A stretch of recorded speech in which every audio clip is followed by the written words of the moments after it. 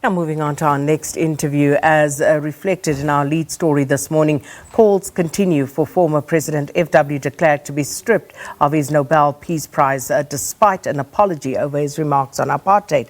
And yesterday, the former president and his foundation unconditionally withdrew the statements that apartheid was not a crime against humanity and went on to apologize for the confusion, anger and hurt they caused. Many, however, feel it is a case of too little, too late, as the Klerks Comments angered many South Africans. And as we continue to take on this conversation, we're now joined from our studios in Cape Town by Father Michael Lapsley, a social justice activist and director of the Institute for Healing of Memories. Father Lapsley, thanks so much for your time this morning. Welcome to Morning Live.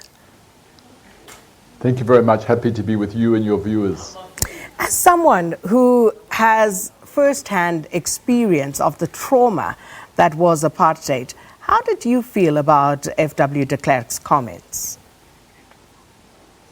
His initial comments I was immediately angered by and outraged. I felt it showed an extraordinary lack of sensitivity to the pain, the degradation, the humiliation experienced by millions of people across generations.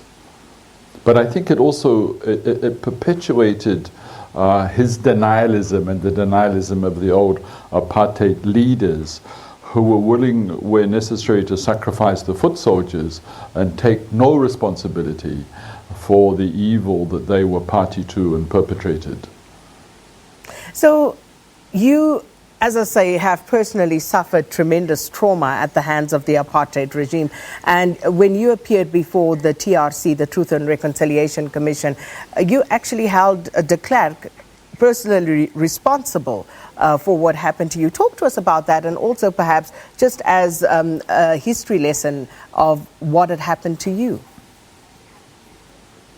Well, I said to the TRC that I considered FW de Klerk politically and morally responsible for what happened to me, because I was a victim of a death squad at the time that he was the president. And I spoke on one occasion to Frederick van Zyl-Slabbert, the then leader of the white opposition, and he told me that he personally went to de Klerk and told him about the death squads. Now, even after that, de Klerk did nothing to disband the death squads, which were part of the machinery of the state. And that is why I said I hold him politically and morally responsible. So looking at where we are, and of course his response was to say, I saw nothing, I knew nothing, I did nothing. So he went into denial, as he's continued to do, and take no moral responsibility for the death and dying that he was party to, both before he became president, when he was part of the State Security Council. And of course, you know, in 1990, they agreed under pressure to negotiate, but they continued to kill at night. And so once more, he has retracted his statement under pressure because of the great outpouring of anger by the people of South Africa. Do you accept his apology? Well, as they say, the proof of the pudding is in the eating. The question is, what is the content of the apology? How will that change his behavior and the life that is left to him? How will it change the behavior of the FW de Klerk Foundation? One has to also raise the question, who wrote that statement saying that, claiming that apartheid was a crime against humanity was just a communist plot? So that suggests that within the foundation there are right-wing racist ideologues. And part of the circle of de Klerk. So if we see a transformation of his life, even at this late hour, and of the foundation, then step by step, our own doubts may disappear. But I think we also need to look at how we've responded as a nation. I think it shows that the pain of the people of South Africa, the trauma, is very close to the surface. And I think we need a new national, intergenerational conversation about how we are still affected, infected by what has happened to us. And we need to have that conversation if we are not going to remain prisoners of the past, so that we may be free to build a more kind, a more just, a more compassionate society. And I think what's happened is already leading to an intergenerational conversation where young people are saying to their parents, it was a crime against humanity? What do you mean by that? You mean every single person of color was affected? And of course, the answer is yes. And of course, not just people of color, but white people also were dehumanized by the system. So perhaps out of this terrible statement by de Klerk, some good may come if it leads to us as the people of South Africa beginning to face our woundedness and beginning to address it. And I just want to quote from the letter that you penned, and it says, what do we learn as South Africans from the scale of our reaction to de Klerk's interview last week and what happened in Parliament on Thursday night? What do we indeed learn from this? And has the current government done enough to perhaps unfreeze, that state of paralysis that we find ourselves in when it comes to discussing issues such as apartheid and its aftermath?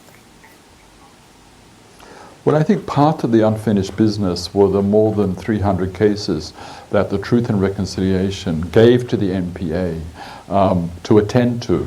And so there's a lot of unfinished business there. Of course, as a nation, we have to deal very fundamentally with unemployment, with inequality, with poverty. But there's also a connection between the political, social, and economic and the psychological, emotional, and spiritual. So yes, it is for the government, but it's also for every single South African to look at our woundedness. And because, as I also commented, hurting people hurt. And part of one of the causes of our sexual, family, domestic violence is the kind of woundedness we have as a people that moves from the political space to the private space. And so it's of great urgency for us to, even as we struggle to create a just society, continue to deal with our woundedness so we don't simply pass it on to the next generation. But how do we do that? You yourself, reflect on the decision that you have made not to meet personally with FW de Klerk, but where did we fail as a country?